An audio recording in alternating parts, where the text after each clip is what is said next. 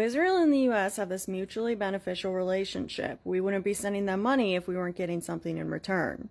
Israel has been segregating Palestinians. It's separating them from the rest of the population, isolating them, and then forcing them into smaller and smaller areas and with less rights.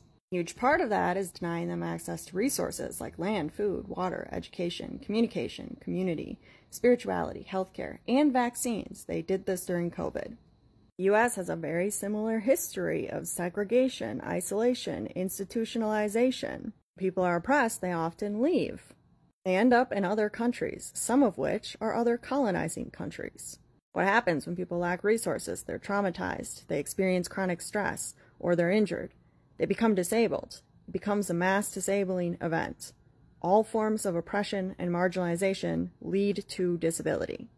People who are most harmed by systems of oppression often become activists because usually we have to in order to survive. Mass disabling harms movements, both because people are less able to contribute and because inaccessibility shuts potential activists, again, these are the people who are more likely to become activists because they're harmed by these systems, out of those movements. These two factors should be enough for most movements and activists, or people who just want a better world, to want events to require masks.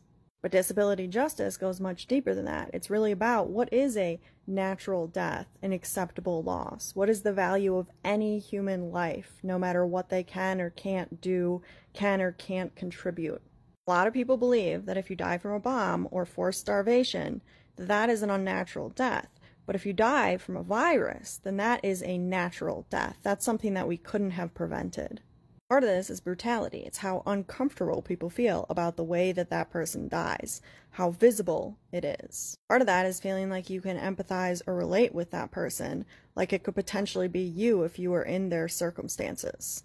Part of that is how valuable you perceive that life to be. Is it even worth it for you to do anything to try to prevent harm or death?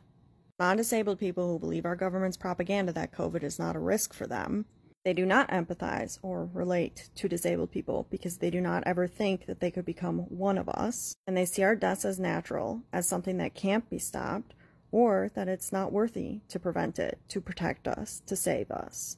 I want this to be very clear to other people, to the state of Israel, to many Israelis, to Zionists.